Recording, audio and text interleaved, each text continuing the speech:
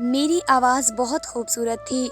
जब भी खिड़की पर खड़े होकर गाना गाती तो लोग पैसे दे जाते। इसी से घर का चूल्हा जलता। एक दिन वहाँ से एक अमीर आदमी गुजरा। आवाज़ सुन के मोहब्बत कर बैठा और उसी दिन मुझसे शादी कर ली। बदले में माँ को 1 करोड़ दे दिए। जब मैं विदा होकर घर आई तो मेरी बहुत सेवा करता, लेकिन रोज़ 1 घंटा मेरी आँख पर पट्टी बांधता। जब 1 घंटे बाद आँख खोलती तो मेरा जिस्म नीला होता।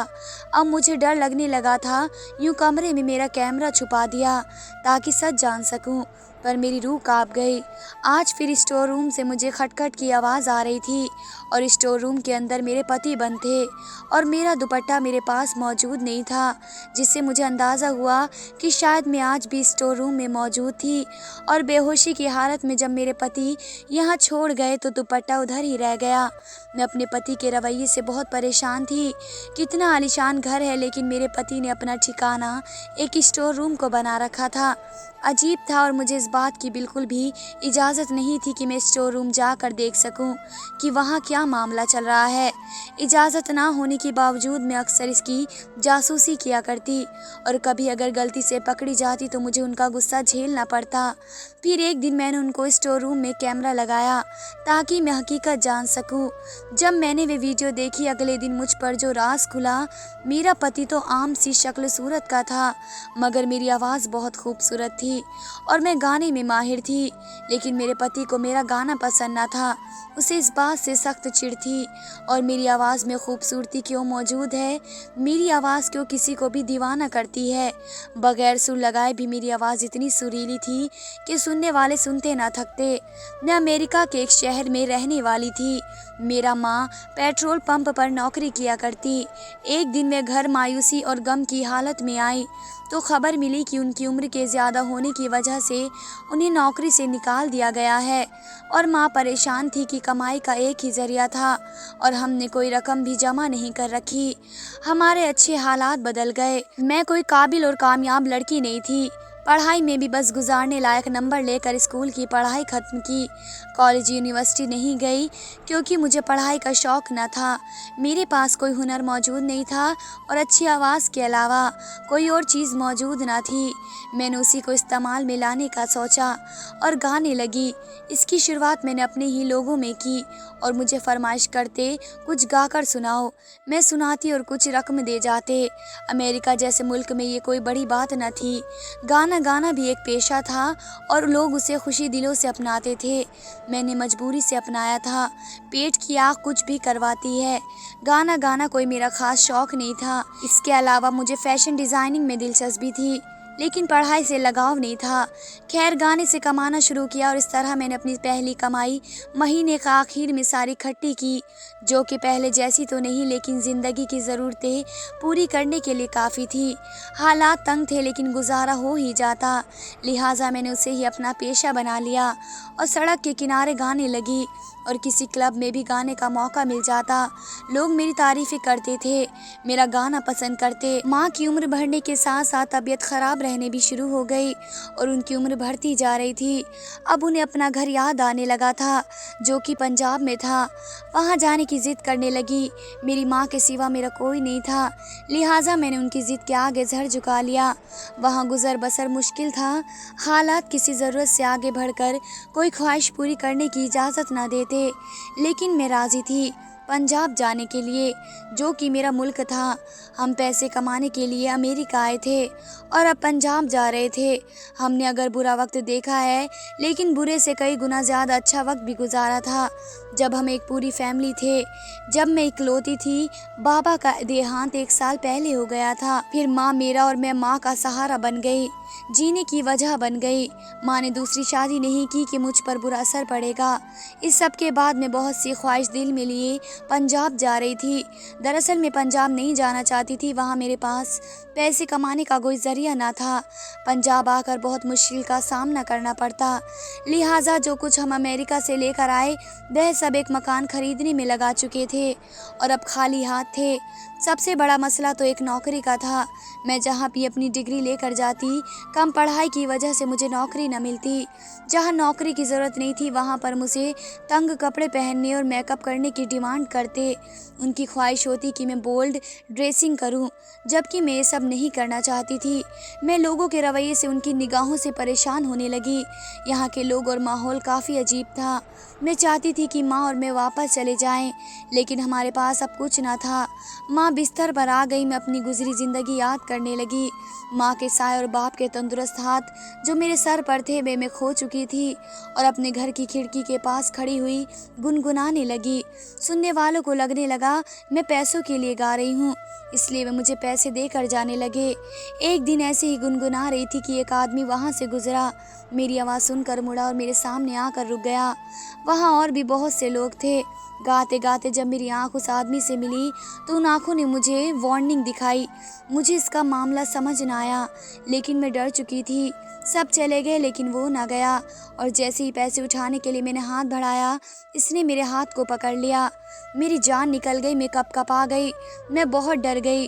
उस आदमी ने वे सारे पैसे खुद रख लिए, जबकि अपनी जेब से एक मोटी रकम निकाल कर मुझे दी। मैं वे रकम मिलते ही घर के अंदर भाग गई और खिड़की दरवाजे सब बंद कर दिए। यही एक जरिया था कमाई का। इसी की वजह से मेरा घर चूल्हा जलता था। इस वक्त मेरे जहन में आया कि मैं यहाँ पर भी आवाज़ के ज़रिए कमा सकती हूँ, क्योंकि पंजाब आने के बाद मैंने कई लोगों से अपनी आवाज़ की तारीफ़ सुन रखी थी और कई पेशकश भी की थी कि मुझे किसी महफिल, किसी मुजमे में गाना गाना चाहिए। मैं बहुत कमा लूँगी यहाँ पर। मैंने अपने मोहल्ले की औरत से बात की जो कुछ दिन पहले आकर मुझे अपने भाई के बारे में बता कर गई कि वे यही काम करता है। मेरी आवाज़ देखते उन्होंने ये महसूस किया कि अगर मैं उनके भाई के साथ इस काम में शामिल हो गई तो उनका कारोबार अच्छा चलेगा। लोग औरतों की आवाज़ की डिमांड करते हैं और मुझसे इजहार किया कि मुझे इसके साथ काम करना चाहिए। मैंने उनसे कहा कि आप मेरे बारे में अपने भाई से बात करें, मुझे काम की ज़रूरत है। लिहाजा उन्होंने मेरी बात अपने भाई के सामने रखी और इस तरह मुझे मेरी आवाज़ की वजह से नौकरी मिल गई और मैं इसके साथ शामिल होकर हर किस्म के गाने गाने लगी। कभी किसी की शादी का कोई लम्हा होता और कभी किसी की कोई महफिल होती। बिना किसी पहचान के भी लोग मुझे जानने लगे और मेरी आवाज़ के दीवाने हो गए। मुझे अच्छी अच्छी बातें सुनने को मिली कि मेरी आवाज़ में जादू है, कशिश है जो दिलों को मेरी तरफ खींचती है, और औरतों को मुझसे जलन होने लगी। ऐसे ही किसी महफिल में मैं मौजूद थी। ये अब तक की सबसे बड़ी महफिल थी जहाँ मैं गाने वाली थी। ना जाने क्यों आज दिल सुकून से ना था, बेचैनी थी। कुछ था जो मुझे वहाँ से भाग जाने के लिए कह रहा था, और यही हुआ कि जब मैं खुद भी अपनी आवाज़ के सुर में खो चुकी थी और आंखें बंद करके आज धुन के साथ जादू बिखेर रही थी, तभी वहाँ मुझे लाखों आँखों में उन दो आँखों की चमक महसूस हुई। बंद आँखों ने भी उन दोनों आँखों का गुस्सा और नफ़रत महसूस की थी। मैं परेशान होने लगी, दिल घबराने लगा। मैं वहाँ से भाग जाना चाहती थी। उन आँखों को देखे बिना जैसी कशिश मेरी आवाज़ में थी, मुझे महसूस हुआ कि उस आवाज़ से ज़्यादा कशिश उन आँखों में मौजूद है।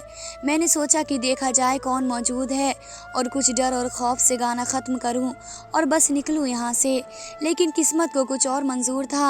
आंखें खोली और खोलते ही सामने जा टकराई, और ये वह लम्हा था जब दिमाग में खतरे की घंटी बज रही थी और मैं डर और खौफ से मुब्तिला होकर भाग निकली। घर आकर भी हालत न बदली। खाना नहीं खाया गया और रात सोने के लिए जब लेटी तो आंखों से नींद नाराज नजर आई। सुबह जब आँख खुली तो कुछ मर्दाना आवाज़ें कान से टकराई और मैं बिस्तर से परेशानी की हालत में उठकर बाहर भागी कि माँ ठीक है। घर में इस तरह किसी मर्द की आवाज़ का आना मेरे लिए परेशानी की बात थी, क्योंकि मेरी मौजूदगी में कभी माँ के पास बाबा को कोई दोस्त, कोई रिश्तेदार ना आता था, और पंजाब आने के बाद तो ख़ानदान ने गरीबी देखकर मुंह मोड़ लिया। इसी तरह जब मैंने सहन में देखा तो मैं कांपने लगी। ये वही आंखें थी जिन्होंने मुझे रात से बेचैन कर रखा था। ये आंखें मुझे अभी भी खींच रही थी। मैं वहाँ से पलट आई। डर था कि वे देख ना ले और यकीन था कि वे मेरी मौजूदगी से वाकिफ़ है। मेरी हालत रात से ज़्यादा ख़राब होने लगी। दिल घबरा गया और टांगों में जान न रही। बहुत मुश्किल से खुद को खाली दिमाग के साथ ही बिस्तर तक लाई। इतने में मुझे महसूस हुआ कि कोई मेरे कमरे की तरफ आ रहा है। मैं किसी सूरत इस आदमी को अपने सामने नहीं देखना चाहती थी। उन आँखों ने मेरे लिए एक नफ़रत थी, और इतनी नफ़रत थी कि मुझे उस आदमी से डर और खौफ आने लगा। मैं पैनिक होने लगी। पास आते कदमों की आवाज़ मौत से बदतर लगने लगी। मैं कुछ समझ नहीं पा रही थी। इतने में मेरे कमरे से एक मौसी दाखिल हुई और जान में जान आई, और आंसू आंखों से बहने लगे। वे पड़ोस की मौसी थी। मेरे पास आकर बैठ गए और कहने लगी, ये बाहर जो इतनी बड़ी गाड़ी खड़ी है, ये इस मेहमान की है। ये तुम्हारा रिश्तेदार है। इतना अमीर तो तुम हम गरीबों के मोहल्ले में क्या कर रहे हो। मैं खुद के अंदर इस कदर कैद थी। उस वक्त उनकी बातें कान तक तो जा रही थी, लेकिन दिमाग तक समझ नहीं पा रही थी। मैं मौसी की शक्ल देख रही थी, और मौसी उस आदमी से बात करना चाह रही थी। उसके गुणगान गाने लगी, और उन्हें अपनी गरीबी की परेशानी याद आ गई। मुझसे कहने लगी, देखो अगर शादीशुदा नहीं है बाहर बैठा बंदा तो मेरी बेटी की बात चला दो। मौसी की लालच से भरी बातें जारी थी। इतने में माँ आई और मौसी से कहने लगी, इसे तैयार करो, इसकी शादी है, अभी मैं इंतज़ाम करके आती हूँ। मेरी हालत इस कदर ख़राब थी कि मैं माँ की बात नहीं समझ सकी।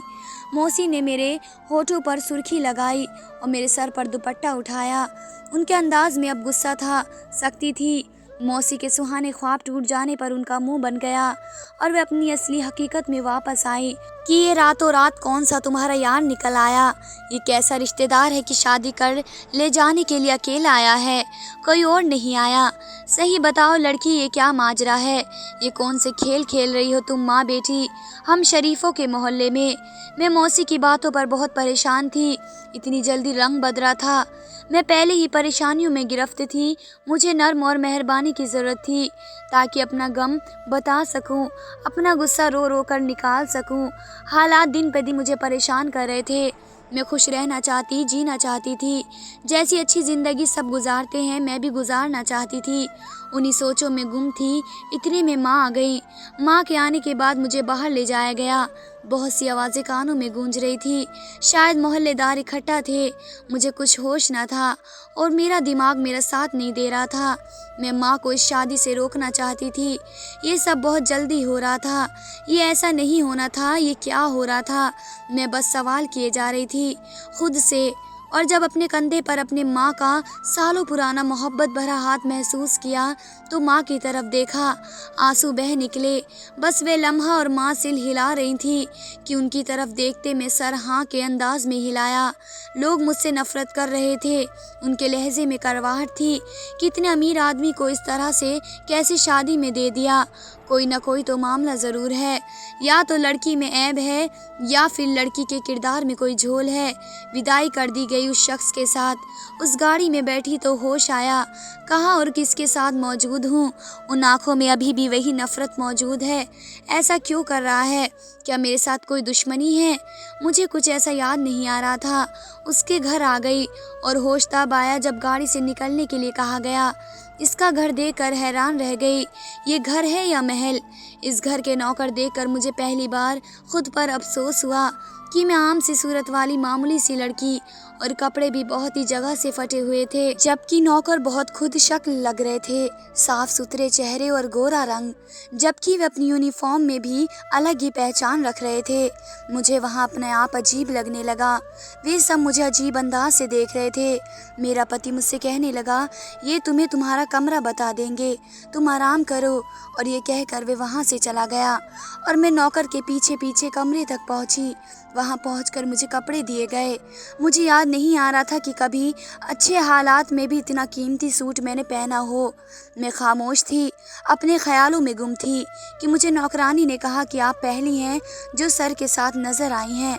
सर औरतों से दूर रहते हैं। मुझे अफसोस है कि आप फंस गई हैं। कोई ऐब तो नहीं है आप में, या आप गरीब हैं।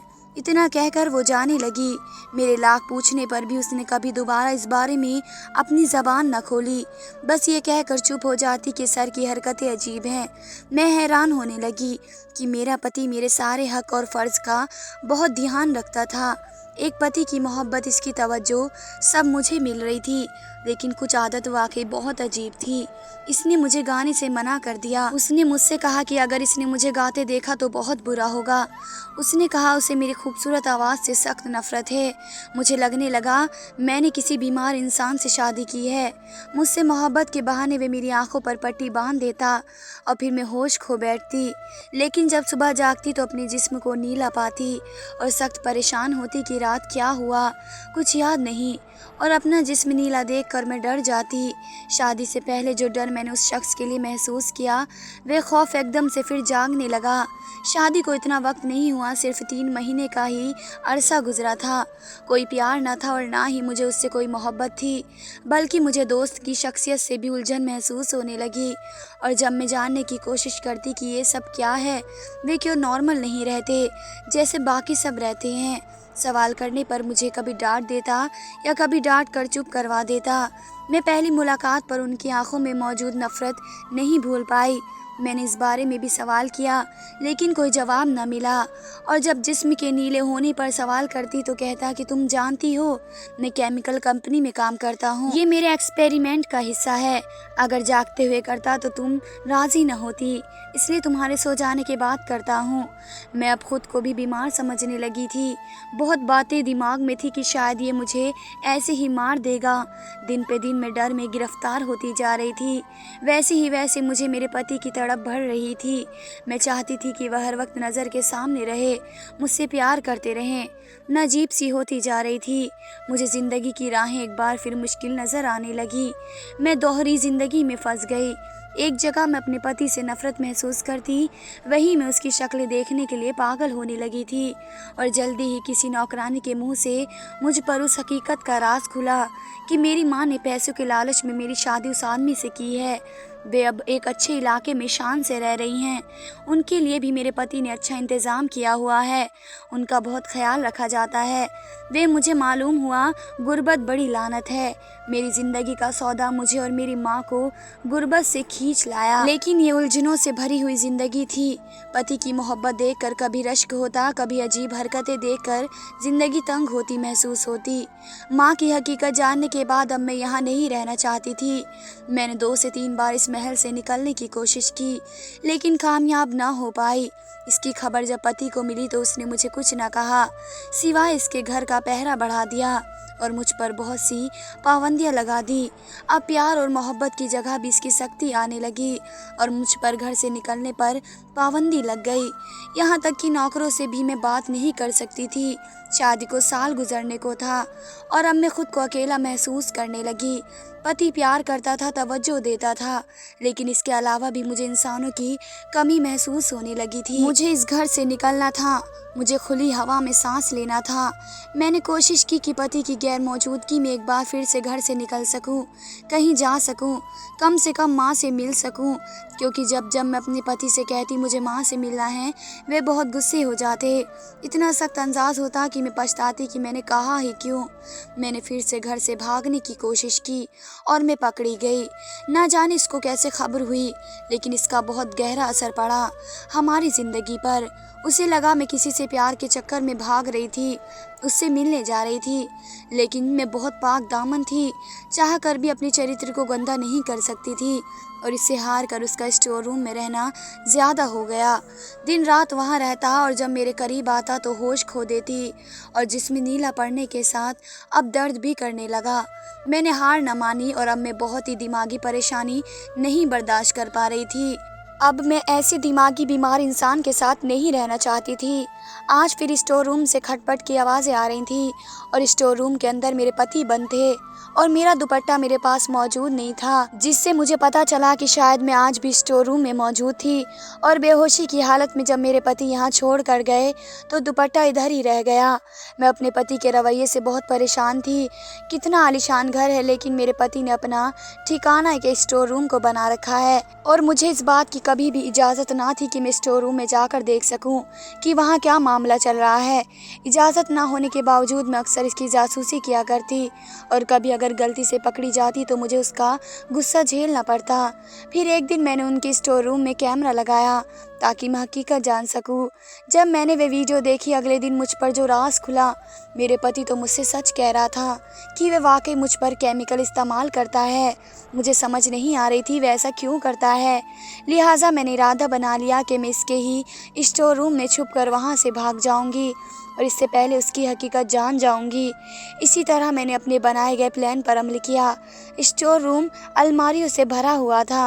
मैंने अलमारियों को अपनी छुपने की जगह बनाने के लिए सोचा। वे सब की सब अजीब सी बदबूदार किस्म की चीज़ों से भरी हुई अलमारियां थीं। इतने में पूरे घर में मेरे नाम की आवाज़ गूंजने लगी। मैं डर गई, अगर मैं कामयाब ना हुई तो ज़िंदगी मुझ पर बहुत तंग हो जाएगी, मेरा पति मुझे नहीं छोड़ेगा। ये सब सोचकर मैं पैनिक होने लगी। कमरे की हर चीज़ मुझे ऐसे नज़र आ रही थी जैसे हर एक चीज़ मुझे उठाकर मेरे पति के आगे रख देगी। मैंने हड़बड़ाहट में अलमारी के दरवाजे को खोला तो एक फ्रेम मेरे पाँव के ऊपर गिरी। मैं पहले ही हर चीज़ से डरी हुई थी, फ्रेम का गिरना तो मेरी चीख निकल पड़ी और मैं जान गई कि अब मेरे पति मुझे ढूंढने यहाँ आ जाएंगे। मेरी चीख कमरे से बाहर तक गई होगी। मैंने फ्रेम की तरफ निगाह बढ़ाई तो पलटना भूल गई। वे मेरे पति की तस्वीर थी, उसके बराबर में कोई और औरत थी। वे मैं ना थी। मेरी आंखों से आंसू गिरने लगे और मैं इस फ्रेम के पास बैठी थी। इतना बड़ा धोखा कि अब मेरे पति पहले से शादीशुदा था। स्टोर रूम का दरवाज़ा खुला और मेरी मौत मेरे सर पर पहुंच गई। इससे पहले कि वे अपने हाथों से मेरी जान निकालते, उन्होंने फ्रेम की तरफ देखा और मुझे इसके पास बैठे देखा। वे नहीं जानते थे इस फ्रेम को देखकर मैंने क्या तस्वर बना लिया। फ्रेम देखकर वे बहुत गुस्से में आ गए और मेरा बाजू पकड़ कर खड़ा किया। मैं पहले ही ज़िंदगी की सताई हुई थी। इतना बड़ा धोखा खाकर मैं मरने की हालत में पहुंच गई। मुझ में हिम्मत नहीं थी कि कुछ कह सकूं। बस इतना कहा कि आपकी हकीकत पर से पर्दा उठ गया है। मैं जान गई हूं कि आपने मेरे साथ ये सब क्यों किया। मेरा ये कहना था कि पति ने चीखते हुए मुझे दोनों बाजुओं से झंझोड़ डाला और कहने लगा कि तुम मेरी हो, मैं तुम्हें कहीं नहीं जाने दूंगा, मार दूंगा अपने हाथ से। मैं खुद ही मर जाना चाहती थी, जिंदगी की कोई ख्वाहिश न थी। इस घर के बाहर कहाँ जाती, माँ ने मुड़कर हाल न पूछा। मुझे अपनी गरीबी मिटाने के लिए बेच डाला। कहाँ जाती मैं ज़मीन पर बैठती चली गई। मेरे पति भी पास बैठ गए। शायद उन्हें भी एहसास होने लगा था कि काफ़ी देर की खामोशी के बाद मेरे पति कहने लगे, मुझे छोड़ कर ना जाना। मेरे पास इससे कहने के लिए कुछ ना था, खामोशी थी। उन्होंने बात जारी रखी और कहने लगे, मैं छोटा था, मेरे बाबा और माँ की शादी मर्जी से हुई थी, लेकिन फिर माँ बदल गई, उन्हें किसी और से मोहब्बत हो गई। इस मोहब्बत के खातिर उन्होंने घर से भागने की कोशिश की और जब कामयाब ना हो सकी तो मेरे बाबा को जहर देकर मार दिया और घर से भाग गई। मैं इस वक्त ना समझ सकी। वक्त के साथ साथ बड़ा होता गया और समझता गया कि मेरी माँ ने बाबा के साथ क्या किया। रिश्तेदारों ने भी मेरा कोई न था सिवाय एक चाचा के। वे भी शहर से बाहर रहते थे। उन्हें जब मामले का पता चला तो वे आए, लेकिन चाचा को जायदाद का लालच था। मैंने वक्त से पहले सारी जिम्मेदारी खुद ही उठा ली। मुझे औरत ज़ात नफरत थी। मैंने तुम्हें अमेरिका में गाते देखा। उन दिनों में पढ़ाई के सिलसिले में वहाँ रहता था। मैं वहाँ तुम्हारा दीवाना हुआ था और दिल में तुम्हारी मोहब्बत के साथ साथ तुम्हारे लिए नफरत भी पाल ली। मैं तुम्हें भूलना चाहता था लेकिन ऐसा नहीं कर सका। कितना वक्त बीत गया लेकिन मैं अमेरिका की उन्हीं गलियों में मौजूद था जहाँ तुम्हें पहली बार देखा था। कितने सालों हो गए फिर जब तुम्हें पंजाब में देखा, इस महफिल में लोगों की नज़रों का मरकज़ देखा, उनकी बातें सुनी, वह बातें सुनना जो तुम्हें कस रहे थे। इस रात लोगों की निगाहों में बसता देखा तो खून खौल उठा। नफरत अपनी जगह लेकिन मेरी गैरत ये बर्दाश्त न कर सकी और मैंने इसलिए तुम्हारे हक़ में फ़ैसला किया और स्टोर रूम में बंद रहना शुरू कर दिया। अपनी इन्हीं बातों से निकलने की कोशिश की लेकिन मैं नाकाम रहा। जो रातों को तुम होश से बेगानी हो जाती थी वे एक नशा और दवा थी कि मैं तुम्हारी जुदाई या बेवफाई बर्दाश्त नहीं कर सकता था। तो मैंने एक केमिकल तैयार किया जिसे मैं तुम्हें इंजेक्शन के ज़रिए देता था। कि तुम दूर ना जा सको, और जब तुम ये कोशिश करोगी तो नशे की तलब लेकर खुद मेरे पास आओगी। मैं माफ़ी मांगता हूँ अपने किए पर, मेरी मदद कर दो, मैं जीना चाहता हूँ। अपने पति की बात सुनकर मैं तो हैरत में पड़ गई। मैं क्या सोच बैठी थी और हकीकत तो मेरे गुमान से बाहर थी। और ये भी तो सच था कि मेरे पति ने मुझ पर कभी हाथ ना उठाया, कभी कोई चोट ना पहुंचाई। मैंने इसी वक्त फैसला किया कि मैं एक मौका देना है अपनी ज़िंदगी का। आपने पहले क्यों नहीं मुझे ये राज बताया, मैं आपकी मदद कर देती। तो मेरे पति कहने लगे तो अब कर दो ना, मैं अभी तकलीफ़ में हूँ। पति की बात सुनकर मुझे लगा कि अब मुझे इस खेल में वक्त नहीं ज़ाया करना चाहिए। मेरी नज़र तस्वीर पर गई और एक नज़र पति को देखा। मैं समझ गई मेरे पति और उनके बाबा की शक्ल बहुत हद तक मिलती है। मैं अपनी जगह से खड़ी हुई और पति का हाथ पकड़कर उसे खड़ा किया। उसके आंसू अपने हाथों से साफ किए और उसे अपने साथ कमरे से बाहर ले गई। फिर कमरे से ही नहीं, उनके ख्यालों से भी मैंने नौकरों से कहा कि स्टोर रूम का दरवाज़ा बंद कर दिया जाए, और आज भी वहाँ पर ताला लगा है। स्टोर रूम के सामने दीवार खड़ी कर दी ताकि कोई बीते लम्हे याद न कर पाए। और मैंने और मेरे पति ने एक दूसरे के साथ ज़िंदगी की नई शुरुआत की, जहाँ अतीत का कोई पन्ना मौजूद नहीं था। मैंने उन्हें वह एतबार दिलाया कि वे खुद मुझ पर यकीन करने लगे। शादी को 2.5 साल गुजर चुके हैं और आज हमारा एक बेटा है जिसका नाम हम दोनों ने मिलकर रखा है। अब मुझे इजाज़त है कि मैं जब चाहूँ अपनी माँ से मिलने चली जाती हूँ। जब मैं ज़िंदगी में खुश हूँ तो क्या फ़र्क पड़ता है किसने क्या किया मेरे साथ, क्या करने की कोशिश की। मैंने अपनी माँ को भी माफ़ कर दिया। माँ को मेरे बेटे से बहुत प्यार है और वे इस सब के लिए शर्मिंदा भी नज़र आती हैं। जो उन्होंने हमारी गरीबी मिटाने के लिए किया, उन्होंने जो भी किया वह हम दोनों के लिए था। उन्होंने गलत किया था, लेकिन आज मैं खुश हूँ, बल्कि हम सब बहुत खुश हैं। धन्यवाद दोस्तों।